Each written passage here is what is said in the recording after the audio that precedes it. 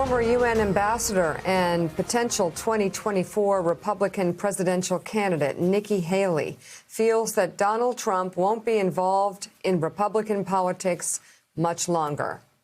When asked if the GOP can heal with the former president in the picture, Haley tells Politico chief correspondent Tim Alberta, quote, "I don't think he's going to be in the picture," she said, matter-of-factly.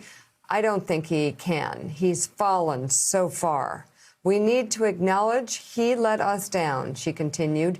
"He went down a path he shouldn't have, and we shouldn't have followed him, and we shouldn't have listened to him, and we can't let that happen again." Joe, your thoughts? Well, Casey Hunt, you were talking about the clumps of people on the Senate floor. That's going to be happening in the Republican Party writ large. That's going to be happening with people who want to be president in 2024. Obviously, Ted Cruz and Josh Hawley are quite comfortable in the insurrectionist caucus and the cop killers caucus. Nikki Haley obviously doesn't want to be in the cop killers caucus. And it seems that she's trying to make some space for herself here. It is a dramatic move for her regardless, for whatever reason. Mm-hmm.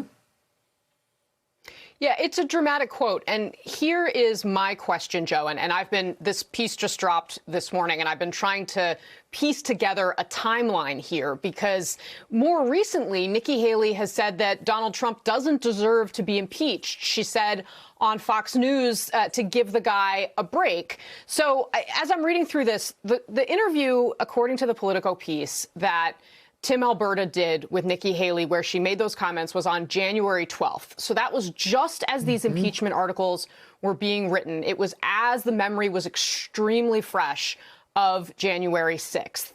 Now, one of the things that happened to the senators was that politics set in. So I am wondering what Nikki Haley is going to say today about this quote. I mean, she's going to be asked to explain it. Is she going to try to walk it back? Is she going to commit to it? Because the thesis of Alberta's piece is essentially what you just outlined. She's got to decide. Am I on the Trump team, or am I staking my own path and saying we need to move forward? And he is arguing broadly that she actually hasn't made up her mind. She knows she's going to run for president, but she's not sure which side of this divide she's going to be on. And that's the bet every one of these Republicans has to make. And Cruz and Hawley are betting, well, we can't win without these Trump supporters. Others are out there saying, I mean, look at Adam Kinzinger saying, absolutely not. We got to turn the page here. And she's going to be a very interesting figure to watch in that argument. Yeah, it's an incredible piece. Willie, it goes real deep into her thinking. Yeah,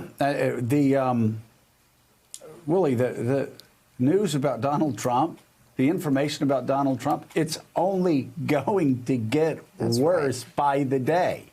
I mean, there are only going to be more lawsuits against him by the day that dig into what he did state by state by state that will make him far closer to a Vladimir Putin-style figure than a Ronald Reagan-style figure. And, I mean, that's the smart bet. Doesn't mean Republicans are going to be smart, because they sure as hell haven't been over the past 4 years as they've lost control of Washington, D.C. and all the reins of power. But it does seem, if Nikki Haley moves in this direction, that's the calculation that she's making. And politicians make calculations.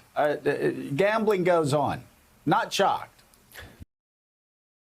Hey, thanks so much for watching our YouTube channel. You can follow up on today's top stories and breaking news, or catch up on your favorite MSNBC shows all in one place. Download the NBC News app today.